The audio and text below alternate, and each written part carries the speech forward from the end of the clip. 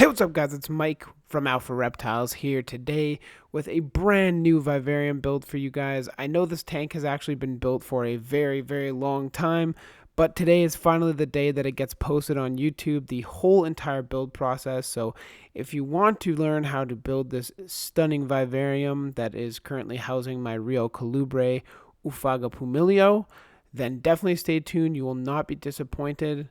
I go through the whole build process in this video, so if you have any questions or anything like that, I will say in advance that you can leave them in the comment section and I will get to them as soon as I can. Also, I have a quick message for you guys before this video starts. Just before we get into this video, I wanted to mention that you can see my t-shirt right now. It is my own custom designs, and they are for sale. You can find them at teespring.com/stores/alpha reptiles. I'll leave a link on the screen and in the description for you guys to go check it out. I also want to mention that I have an Instagram account and a Facebook page, so if you guys want to go check those out, you guys will get some access to things that YouTube doesn't get right away. Like I announced my newest addition, the leaf tail, on Instagram first, so those people kind of got a little bit of exclusive content. With that being said, I would like to get this build started. First off, we're going to start with the fact that this is actually going to be a different style build. In this build, we're going to be using the Drylok method. This method was actually made famous, I suppose, by Troy Goldberg. He's a fellow frogger here on YouTube, and he's big in a bunch of different Facebook pages. If you haven't seen any of his tank builds here on YouTube, you must be sitting under a rock. He's got some absolutely incredible enclosures and some amazing ability to breed some of the more rare dart frogs in the hobby, like the Ufaga histrionica. He does several different Ufaga Pumilio as well. And if you haven't seen his show-stopping 180-gallon vivarium, he knocked the ball so far out of the park, it's in a different state. He has a ton of different exotic plants in there. There's bromeliads, climbers, there's a biophytum sensitivum, and this is all for a breeding group of red-headed histrionica. Now, as demonstrated by his show viv and all of his other dart frog vivs, you can tell that this method works extremely effectively, so I figured, why waste my time with all this fungi and all the crap going on in my tanks, and I'd switch to something like the Drylok method to see how well it works. Based on Troy's result, I'm fully confident that this is going to work out. If you guys are interested in more dart frog content, go check out Troy Goldberg. I'll leave a link in the description to his channel. You guys can go check him out. He let me use all this footage in the video, so make sure you go thank him for that. Now, some of you might be just getting into dart frogs and seeing this video thinking, how the heck is this going to happen? How am I going to turn a glass box into something of a jungle? Now, it's actually really easy. You don't need that many products. I'm going to highlight some of the most important products that you need to build a vivarium in this video. So why don't we talk about the materials necessary for this build? What you see here are the main requirements. That includes foam, cork bark, silicone, PVC supports, mesh, egg crate, and in this build, I focused on using Drylok as the background material, so I have Drylok and the cement coloring that goes along with it, as well as paint brushes to apply the Drylok. So now that we've covered some of the basic supplies that you guys are going to be needing for your vivarium build, some of you might be wondering why I didn't cover any substrate, and that is because I'm going to go a little bit more in detail on the substrate compartment later on in the video when I'm actually putting the substrate into the vivarium. If you're curious right now, you can go click up there to the little card that pops out, and that'll bring you to the full video that I made on substrate and why you need a good substrate. In this next part, we're going to be talking about siliconing the bottom of the tank, making sure that the Exoterra is actually waterproof. In order to ensure that I do that correctly, I need to make sure that the floor of the vivarium is clean. So as you can see here, I'm spraying some vinegar and water just to clean the bottom of the terrarium.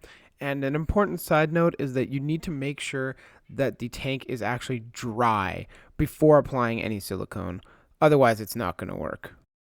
And now that the bottom of your tank is clean, we can use the silicone. Silicone 1 is one that has no mold inhibitors and is what you're going to want to be using for this tank.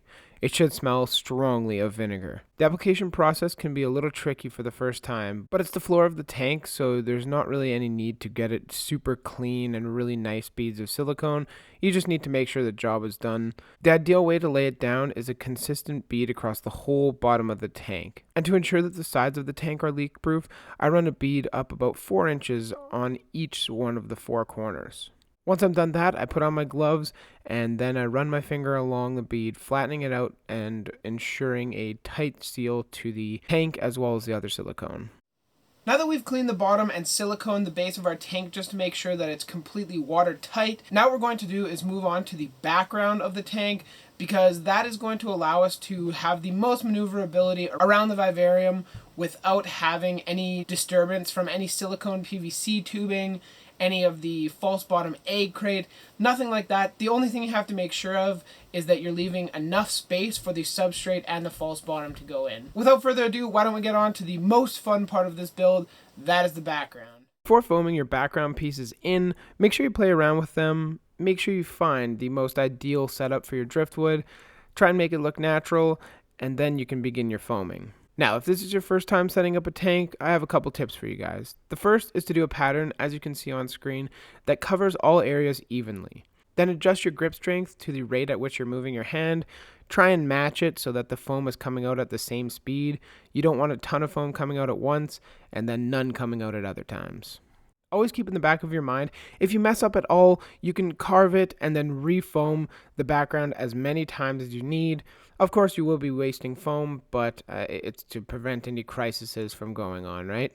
And just to end this clip off, I have a pro tip for you guys. Do not drop your brand new phone into wet foam. Oh my god. No. That actually just happened. Well, now that we're covered in foam, the background's covered in foam, allow your phone to dry for about 24 hours, and then you can move on to the carving process. To carve, I will be using a couple pocket knives, an X-Acto knife, and razor blades that you can find at any hardware store. The objective while carving is to sculpt your masterpiece, with the only rule being that you have to carve all the smooth surfaces, otherwise it just looks extremely unnatural. The carving is something that I spend a lot of time on, so I'm not going to bore you guys with the entire process. Just make sure that you carve all the foam. I feel like I'm obliged to say that if you are young, make sure you talk to your parents about doing this first. They probably don't want you handling X-Acto knives and knives, but if you're of age, go for it. Several hours later, I'm done carving and it's time to move on to the Drylok.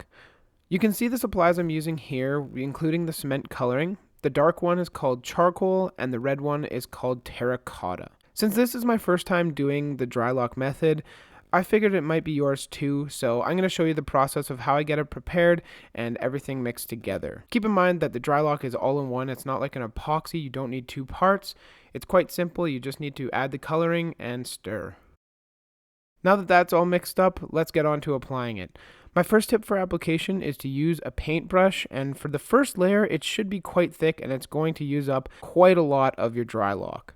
After that, you'll want to do at least 2 to 3 more layers, which tend to be quite a bit more thin, meaning that it's using a lot lower amounts of Drylok, which makes for a ground total of 3 or 4 layers. You should even do 5 just to make sure that everything's covered, especially if you have an animal that's not like a dart frog or something going in here, like something with claws, for example, a lizard, or even like a monitor, a small dwarf monitor.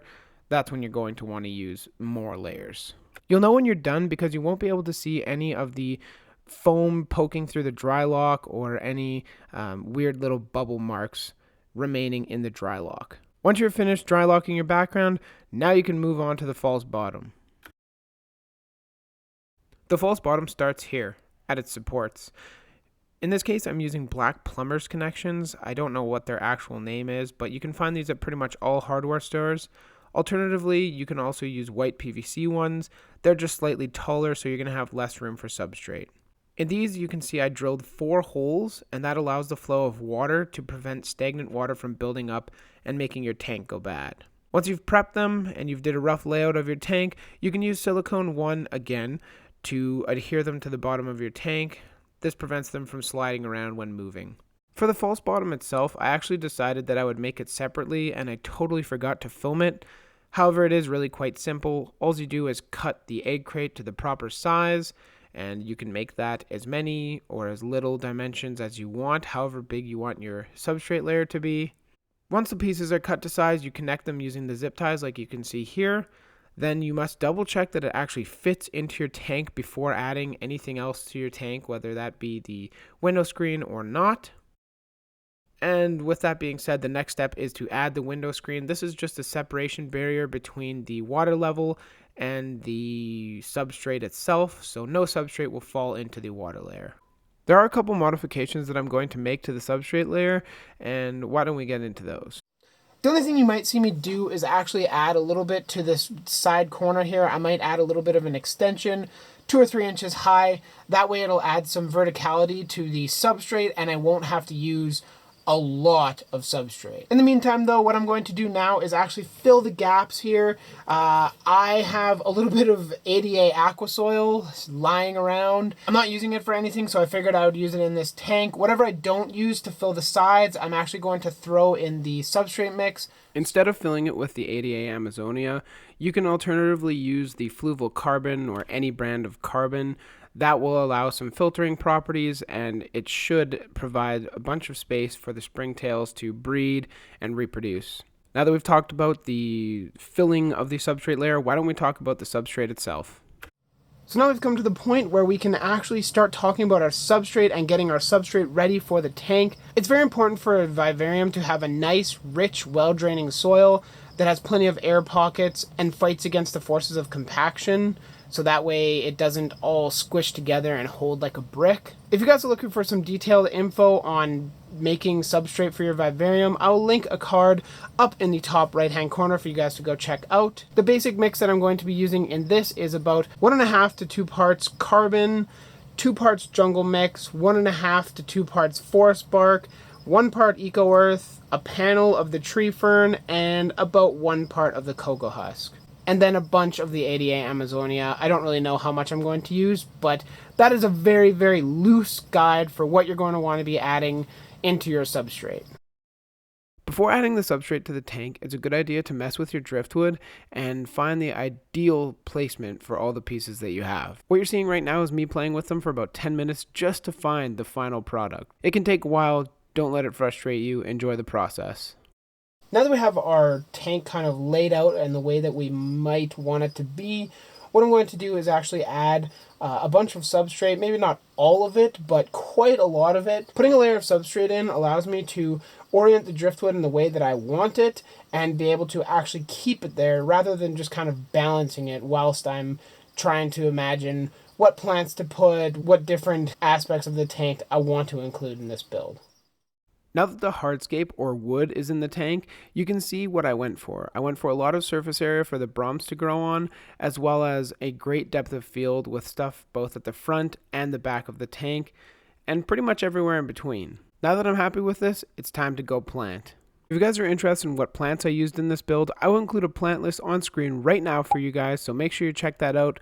Pause if you want to see exactly what I'm using and you might want to copy it for your builds. Keep in mind that not all of these species have been identified when they were sent to me. I do have a diverse group of plants that will make a lot of different vining as well as climbing and bromeliads thrown in there as well. These are all different surfaces for the frogs to go on, so make sure you don't hold back and you just go buck wild with the planting.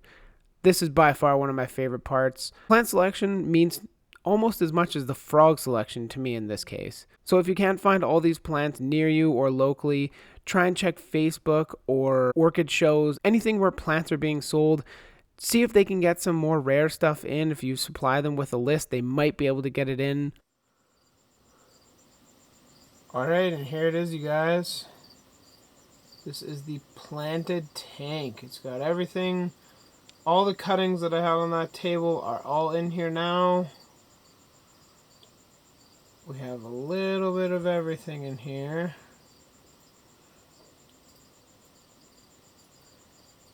A couple of bromeliads that have to grow in.